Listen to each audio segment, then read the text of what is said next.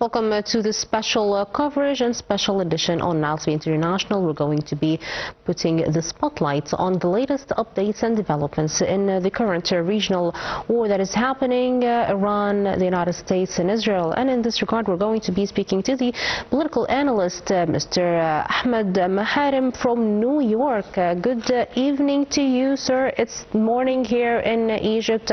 However, I believe it is around 7:20 p.m. in New York. You are welcome. Thank you.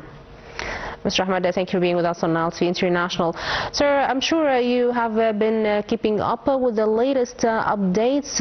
Iran has offered to open the Strait of Hormuz if the United States lifts its blockade. And of course, also recently, Iran's top diplomat, however, blamed Washington for the failure of the recent peace talks. What are your insights on that as we carry on from there? Well, I think it's kind of, after 2 months, kind of conflict, whatever happening, we can consider that everybody around the world is expecting that kind of expression to the matter will be an end.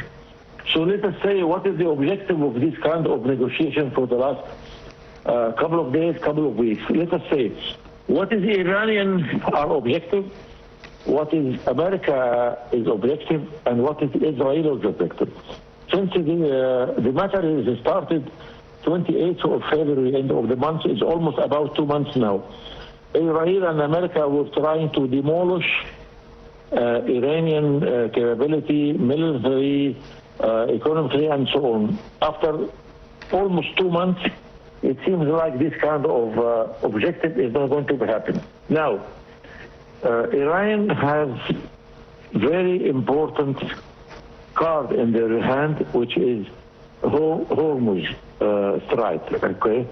And then what's happening in the economy around the world, that everybody is suffering, including America itself and Iran. So what's happening in the next few days, weeks, months, whatsoever, either America and Iran will reach a kind of conclusion that that kind of escalation can be de-escalation, and then we can reach a kind of negotiation. That's good, I think, between Iran and America, it's fine. Israel is something different. Israel has different objectives. Benjamin Netanyahu, he does not want to intend this kind of war because he has different issues locally in his country. But I think around the responsibility of America, the leader of the economy and the political around the world, is some kind of decision has to be taken from America, and America has promised Trump, he promised his own citizens and the world America first. Unfortunately, what happened, America is not first, Israel first. That's unfortunately. Right. Mr. Ahmed, you've said that Iran has certain objectives, the United States have certain objectives, and of course Israel has quite a purpose to keep the war going. There is a proposal from Iran right now that it's willing to open the Strait of Hormuz if the United States pulls out its blockade. What are our chances of actually having the Trump administration and Donald Trump himself agreeing to this proposal? Well, I think Trump administration has different objectives and different channels. The situation will be going on in that path. The world is really suffering, not only for the last 2 months, but the significance of the suffering is going to be very clear within the next hours or weeks or months. So America has to decide either going to defend and help Israel to the end, and at the end, this is not America that everybody is expecting to be around. But again, I think what happened from the Iranian, they show very intelligent and successful negotiation in the field of diplomacy. and also in the field of defending their own country. So let us hope that for the next few hours and days and weeks that the situation be reaching that some kind of a better solution to help everybody around the world, not to exceed the intention of Benjamin Netanyahu to extend the time of war in order to save his life in the future. Benjamin Netanyahu right now is being plotted against by the former prime ministers of Israel, Lapid Yair, Naftali Bennett, and they are making a union to unseat Netanyahu. How is that going to shape up the political scene as of the elections coming up in October in Israel? Well, whatever happening locally in the Israel election and so on, but the whole world will not be standing by to expect what Israel is wanted from the world. What happened is United Nations is talking about 135, 34, whatever, 139, and already almost 200 people around the world as a country are expecting to have a better life. There is no war, and then there is a peace, and there is an economy and development.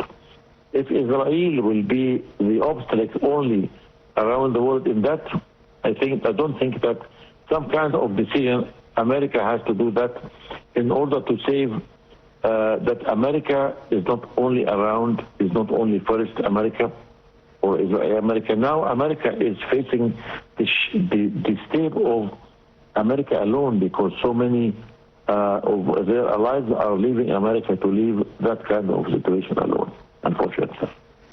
Right. Mr. Maharem, as you are in New York, I'm sure you can give us an insight or an image of what the American street is looking right now, especially with the midterm elections coming up in October.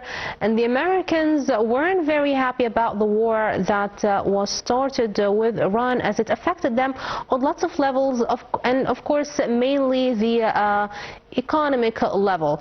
What are the American streets looking like right now, and what can we be expecting in the midterm elections in November? Well, frankly speaking, or honestly, American people simply, we are part of them. They are not in kind of interest of any political around the world. They are only concerned about their own life, economically and the pleasure. So the American citizens are concerned about their life, about the economy and benefits. If that war will impact that American citizen will suffer in the future, there will not be, unfortunately, any kind of time against Trump administration. So let us say we have to be practical. American citizens consider the country is a country, give them all the facilities to live in a very good life, concerned about the relation around the world to be good. But if America as a strategy or administration will help Israel to put themselves in that situation, nobody will be agree. Now, Mr. Ahmed, basically any citizen of any country would be happy if their government is taking care of them. However, Donald Trump, at the very beginning of his term and his political campaigns, he promised that he is not going to engage into wars, and he puts America first. But the situation right now doesn't look like that for the Americans. So as you are in New York, that's what I'm trying to figure out. I don't believe that Americans are seeing good repercussions from the war. The entire world is seeing negative repercussions. Can the Americans, can you tell us about the American street in this regard? That's a very good question. If the American in the streets, the population they save, and they already last time when the second term of President Trump, they said let's hope for a beautiful future for America, and then President Trump promised them that will no more war, I will not be involved in the Middle East. I will be concentrated on economy and so on and so on. What happened for the last 1.5 years, it's exactly different, completely different from what President Trump promised their citizen people. So the citizen people, they said, why we? There is two main questions are addressed to by the media, which Trump does not have good light to them. Why we are involved in this war? What are the objectives of America to be involved in this war? And then when and how it will be ended. There is no proper question from President Trump on that. Let us hope that under all this kind of development of the situation for the last 2 months, are the administration of President Trump are able to convene their own country and their own citizens to continue in that war? I don't think that will happen. Right, Mr. Ahmed, thank you very much for being with us on Nile TV International. We had the pleasure of speaking to Mr. Ahmed Maharem from New York City, and he gave us his insights on the American street and, of course, the latest developments in the current war. We're going to be going for a short break and continue our coverage.